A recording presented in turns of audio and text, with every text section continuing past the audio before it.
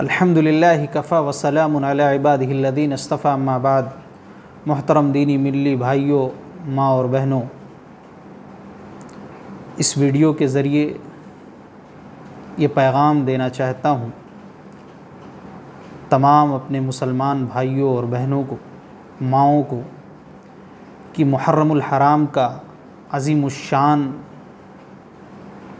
مہینہ ہم پر سایہ فگن ہے۔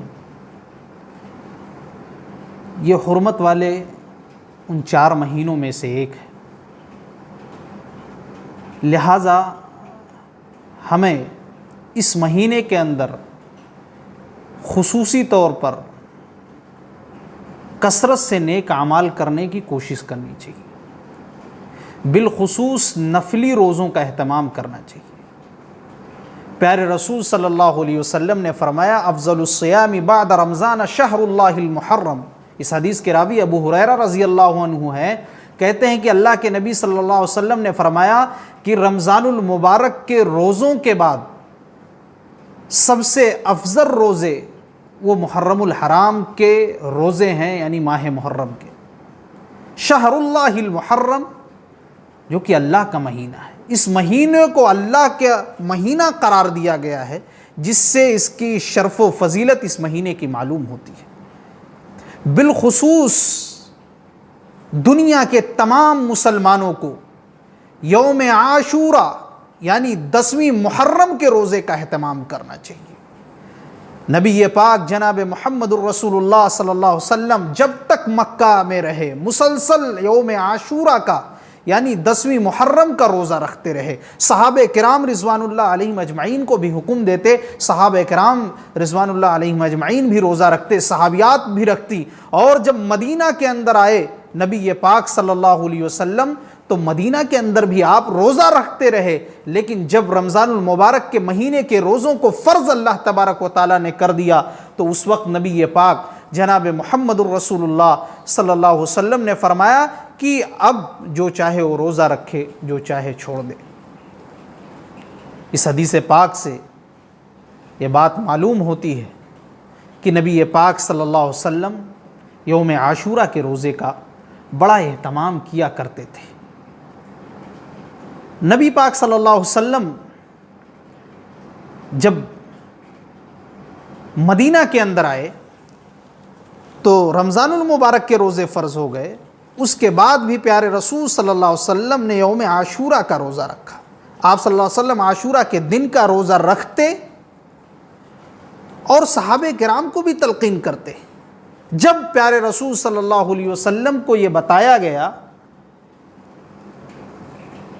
اللہ کے نبی صلی اللہ علیہ وسلم نے دیکھا کہ یہود بھی اس دن کا روزہ رکھتے ہیں، عاشورہ کے دن کا اس کی تعظیم کرتے ہیں۔ نبی پاک صلی اللہ علیہ وسلم نے پوچھا، کہا کہ تم لوگ اس دن کا روزہ کیوں رکھتے ہو، اس کی تعظیم کیوں کرتے ہو؟ انہوں نے کہا کہ یہ وہ دن ہے جس دن موسیٰ علیہ السلام ان کی قوم کو اللہ تبارک و تعالیٰ نے فرعون سے نجات دی تھی اور فرعون اس کی لشکر کو غرق کر دیا تھا۔ پیارے رسول صلی اللہ علیہ وسلم نے کہا فَنَحْنُ أَحَقُّ وَأَوْلَىٰ بِمُوسَىٰ، ہم تمہاری نسبت زیادہ موسیٰ کے قریب ہیں، لہٰذا ہمیں بھی اس دن کا روزہ رکھنا چاہیے۔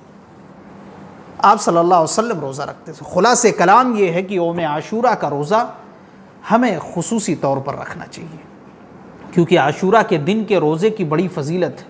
پیارے رسول صلی اللہ علیہ وسلم نے فرمایا، صحیح مسلم کی روایت ہے، ابو قتادہ رضی اللہ عنہ کہتے کہ سوال کیا گیا عاشورہ کے روزہ کے متعلق کہ اللہ کے نبی آپ بتائیے عاشورہ کے روزے کی فضیلت کیا ہے؟ پیارے رسول صلی اللہ علیہ وسلم نے فرمایا یکفر السنۃ الماضیہ، کہ یہ پچھلے 1 سال گناہوں کو مٹا دیتا ہے۔ اتنی بڑی فضیلت، ہمیں چاہیے کہ اس موقع کو غنیمت سمجھتے ہوئے عاشورہ کے دن کا روزہ رکھیں، کیونکہ ہم اور آپ بہت گنہگار ہیں، سر سے لے کر پیر تک گناہوں میں ڈوبے ہوئے ہیں۔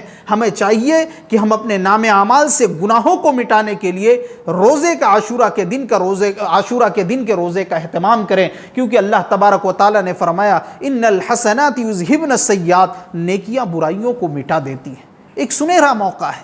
اس حدیث کے پیش نظر ہر مسلمان کو چاہیے کہ عاشورہ کے دن کے روزے کا اہتمام کریں، لیکن افسوس صد افسوس آج معیار تبدیل ہو گیا ہے۔ لوگوں نے اس مہینے میں، اس مبارک مہینے میں نہ جانے کتنی بدعات ایجاد کر ڈالی ہیں. سنت بدعت بن گئی اور بدعت کو سنت قرار دے دیا گیا ہے. معیار تبدیل ہو گیا. بجائے روزہ رکھنے کے آج اس دن عاشورہ کے دن خصوصی ڈشیں تیار کی جاتی ہیں، سبیلیں لگائی جاتی ہیں، دودھ پلائی جاتی ہیں، بریانی کی دیگیں چڑھتی ہیں اور کہا جاتا ہے کہ ہم حسین کی شہادت کا غم منا رہے ہیں. ہمیں نہیں معلوم کہ یہ حضرت حسین کی شہادت کا غم ہے یا خوشی منائی جا رہی ہے. پیارے رسول صلی اللہ علیہ وسلم کی سنت پر عمل کرتے ہوئے میرے بھائیوں، عاشورہ کے روزے کے دن کا اہتمام کریں. حضرت ربیع بنت معوذ رضی اللہ عنہ کہتی ہیں کہ پیارے رسول صلی اللہ علیہ وسلم مدینہ کے ارد گرد بسنے والی بستیوں میں یہ پیغام بھیجتے، حکم بھیجا کرتے تھے کہ عاشورہ کے دن کا روزہ رکھو. روزہ رکھنے کی تلقین کرتے، پیغام بھیجوایا کرتے تھے. صحابیہ کہتی ہیں ربیع بنت معوذ رضی اللہ عنہ کہ ہم لوگ خود روزہ رکھتے اور اپنے بچوں کو بھی عاشورہ کے دن کا روزہ رکھواتے. جب بچے رونے لگتے، بھوک سے بلبلانے لگتے تو ہم ان کو کھلونا دے دیا کرتے تھے کہ اسی میں ان کا وقت کٹ جائے اور افطار کا وقت ہو جائے.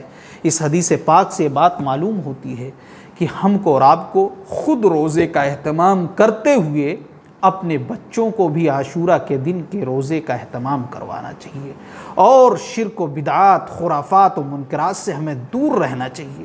جو آج ایک جماعت ہے، گروہ جو اپنے آپ کو کہتے ہیں کہ ہم ہی سب سے زیادہ حسین سے محبت کرنے والے ہیں، اپنے آپ کو شیعان علی کہتی ہے، وہ جماعت ایسی ہے جو اس حرمت والے مہینوں میں دین اسلام کا مذاق اڑاتی اور صحابہ کرام کو گالیاں دیتی ہے.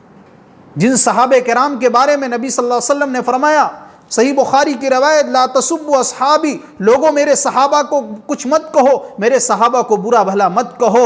فوالذی نفسی بیدہ لو ان احدکم انفق مثل احد ذهبا ما بلغ مد احدهم ولا نصیفہ.